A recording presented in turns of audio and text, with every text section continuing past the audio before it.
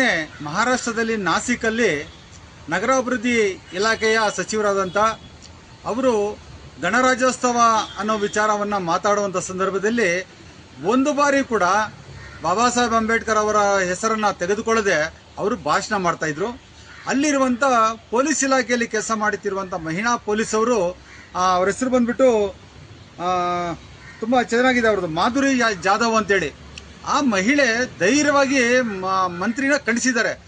ಭಾರತ ದೇಶಕ್ಕೆ ಸಂವಿಧಾನ ಕೊಟ್ಟಿದ್ದು ಪರಮ ಪೂಜ್ಯ ಡಾಕ್ಟರ್ ಬಾಬಾ ಸಾಹೇಬ್ ಅಂಬೇಡ್ಕರ್ ಆದರೆ ನೀವು ಅವರ ಹೆಸರನ್ನ ತೆಗೆದುಕೊಳ್ಳದೆ ನೀವು ಭಾಷಣ ಮಾಡಿದ್ದೀರಾ, ಇದು ತಪ್ಪು ಅಂತೇಳಿ ಅಷ್ಟು ಸಭೆಯಲ್ಲಿ ಖಂಡಿಸಿದ್ದಾರೆ ಅಂತ ಹೇಳಿದ್ರೆ ಆ ಮಹಿಳೆಗೆ ನಾವು ಧನ್ಯವಾದಗಳು ಹೇಳಬೇಕು. ಯಾಕೆಂತ ಹೇಳಿದ್ರೆ ಭಾರತ ದೇಶದಲ್ಲಿ ಮಹಿಳೆಯರಿಗಾಗಿ ಹೋರಾಟ ಮಾಡಿದಂಥ ಏಕೈಕ ನಾಯಕ ಪರಮ ಪೂಜ್ಯ ಬಾಬಾ ಸಾಹೇಬ್ ಅಂಬೇಡ್ಕರ್ ಅಂತೇಳಿ ಆ ಮಹಿಳೆ ಹೋರಾಟ ಮಾಡಿದ್ದಕ್ಕಾಗಿ ಇವತ್ತು ಆ ಮಂತ್ರಿ ಕ್ಷಮಾಪಣೆ ಕೇಳಿದ್ರು.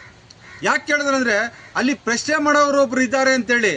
ನಾವು ಕೂಡ ಅಷ್ಟೇ, ನಾವು ಪ್ರತಿಯೊಬ್ಬರು ಕೂಡ ಯಾವುದೇ ಸಮಸ್ಯೆ ಆಗಿರ್ಬೋದು, ಯಾವುದೇ ಜಾತಿ ಸಮಸ್ಯೆ ಆಗಿರ್ಬೋದು, ಏನಾಗಿರ್ಬೋದು, ನ್ಯಾಯಕ್ಕಾಗಿ ಹೋರಾಟ ಮಾಡಬೇಕು, ನ್ಯಾಯಕ್ಕಾಗಿ ಧ್ವನಿ ಎತ್ತಬೇಕು. ನನಗೆ ಆ ಮಹಿಳೆ ಮಾತಾಡುವಾಗ, ಮಾಧುರಿ ಜಾಧವ್ ಅವರು ಮಾತಾಡುವಾಗ ನನಗೆ ನೆನಪಾಗಿದೆ ಅಕ್ಕ ಮಾಯಾವತಿ ಅವರು.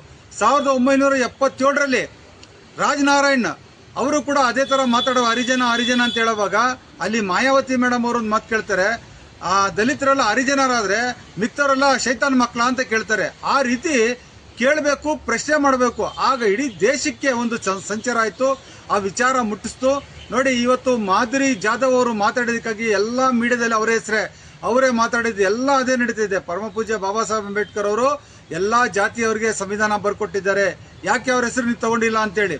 ನಾನು ನಿನ್ನೆ ಜಗಜೀವನ್ ರಾಮ್ ನಗರ್ಗೆ ಹೋದಾಗ ಅಲ್ಲಿ ಸುಮಾರು ಜನ ಬಿ ಫಾರಂ ತಗೊಳ್ಳೋಕ್ಕೆ, ಎಲೆಕ್ಷನ್ ನಿಂತ್ಕೊಳ್ಳೋಕ್ಕೆ ಕಾತರದಿಂದ ನಿಂತವ್ರೆ ನಾನು ಎಲೆಕ್ಷನ್ ನಿಲ್ಬೇಕು ಅಂತೇಳಿ.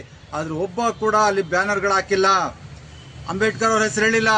ಯಾಕೆ ಅಂತ ಹೇಳಿದ್ರೆ ಅವ್ರಿಗೆ ಬೇಕಾಗಿರೋದು ಬರೀ ಬಿ ಫಾರಂ, ಬಾಬಾ ಸಾಹೇಬ್ ಅಂಬೇಡ್ಕರ್ ವಿಚಾರಗಳು ಅವ್ರಿಗೆ ಬೇಕಾಗಿಲ್ಲ. ದಯವಿಟ್ಟು ಹೇಳ್ತೀನಿ, ನಾವೇನಾದರೂ ಇವತ್ತು ಅತಿ ಶೂದ್ರರು ಜೀವಂತವಾಗಿದ್ದೀವಿ ಅಂತ ಹೇಳಿದ್ರೆ ಅದು ಪರಮ ಪೂಜ್ಯ ಬಾಬಾ ಸಾಹೇಬ್ ಅಂಬೇಡ್ಕರ್ ಕೊಟ್ಟಂತ ಸಂವಿಧಾನದಿಂದ. ಎಲ್ಲರೂ ಅಷ್ಟೇ ನ್ಯಾಯಕ್ಕಾಗಿ ಹೋರಾಟ ಮಾಡಿ, ಅನ್ಯಾಯ ಆದಾಗ ಖಂಡಿಸ್ಬೇಕಂತ ಹೇಳ್ತಾ ನನ್ನ ಮಾತು ಮುಗಿಸ್ತೀನಿ. ಜೈ ಭೀಮ್, ಜೈ ಕಾಂಶಿರಾಮ್.